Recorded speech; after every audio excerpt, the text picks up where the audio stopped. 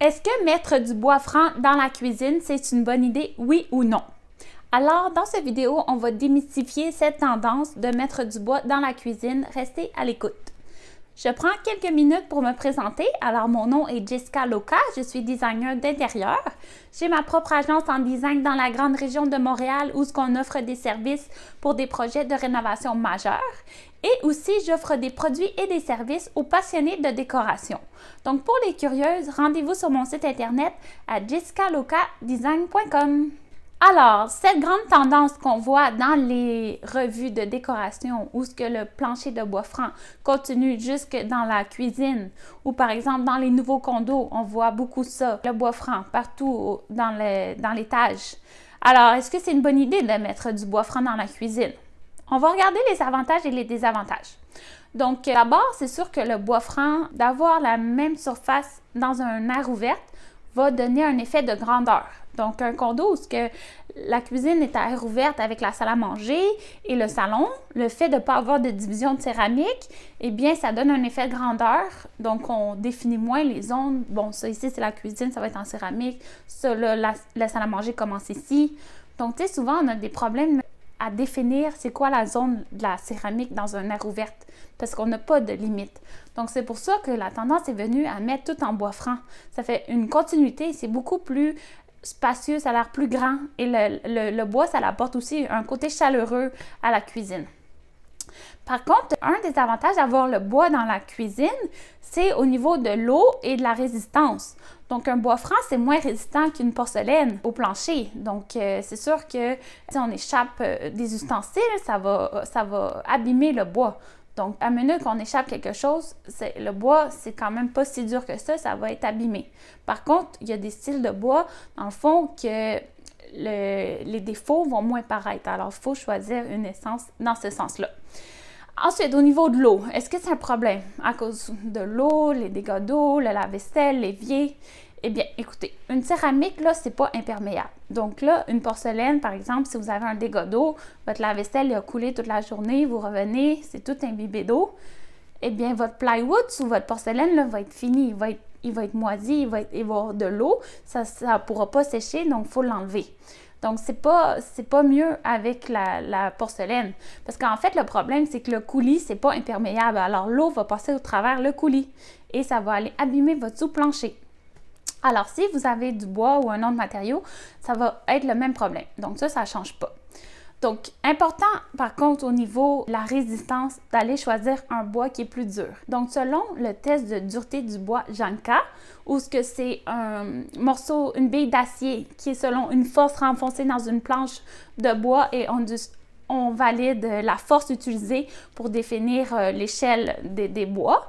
Donc, les bois les plus durs, c'est les bois exotiques. L'acajou, le hickory, c'est des bois très durs. Par contre, ce n'est pas nécessairement toujours le style qu'on recherche dans nos intérieurs aujourd'hui. Donc, par exemple, ensuite, les bois qui vont être plus durs, ça va être le chêne blanc. L'érable aussi va être un peu plus dur que le merisier. Et le frêne, c'est aussi une essence qui est un peu plus dure. Les essences moins dures, ça va être le pin, le cèdre. Donc, évidemment, c'est des bois très mous qu'on trouve beaucoup ici dans nos forêts, qu'on utilise beaucoup dans les décors, mais c'est très, très mou, alors ça poque vraiment à rien. Alors, il faut faire attention. Ensuite, je vous suggère de choisir des finis qui vont être plus mat. Alors, les défauts vont moins paraître dans le fini. Par exemple, si vous prenez un fini mat ou huilé dans votre cuisine, si vous échappez quelques items et qu'il y a des trous, bien, ça ne va pas paraître. Tandis qu'un plancher très lustré, dès qu'il y a des petites imperfections, la lumière reflète et ça paraît beaucoup. Donc, une petite astuce, utiliser une matière plus mat comme fini. Je recommande quand même d'utiliser un tapis devant l'évier quand même pour éviter les dégâts d'eau fréquents puis le fait qu'il n'y ait pas de l'eau en permanence sur le plancher. C'est toujours mieux de l'essuyer. Donc, un petit tapis devant l'évier va vraiment faire en sorte que votre bois franc va durer plus longtemps dans votre cuisine. Aussi, je voulais vous parler de la différence entre le bois franc et le bois d'ingénierie. Donc, le bois d'ingénierie, c'est un bois qui a été créé en entrecroisant plusieurs petites couches de bois collées et croisées un sur l'autre. Donc, c'est le même principe qu'un plywood et la finition sur le dessus, on a une belle petite épaisseur de bois massif. Tandis que le bois 3/4 massif, eh bien, c'est comme ça ici. Vous avez vraiment 3/4 d'épaisseur de bois massif. Par contre, vous allez me dire, oui, mais Jessica, moi, je veux du vrai bois, je veux pas un plywood dans ma cuisine. Oui, je comprends. Par contre, le bois d'ingénierie, l'avantage, c'est qu'il résiste beaucoup mieux au changement de température. Donc, il va moins écartiller au niveau des planches, il va faire moins de craques. Donc, c'est pratique à utiliser. Et là, vous dites, oui, mais si je veux sabler mon plancher quand il est abîmé pour le revernir, eh bien, je n'ai pas 3/4 d'épaisseur.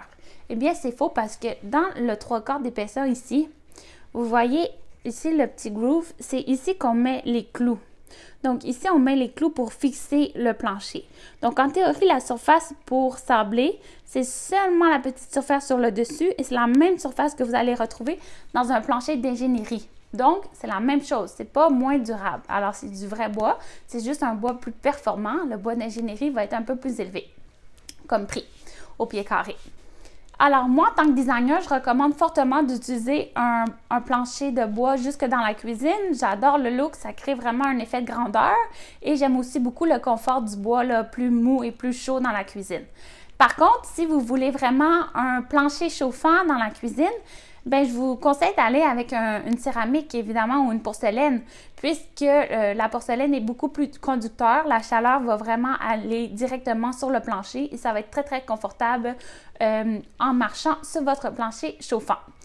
Donc, si vous avez aimé votre vidéo, je vous invite à le partager.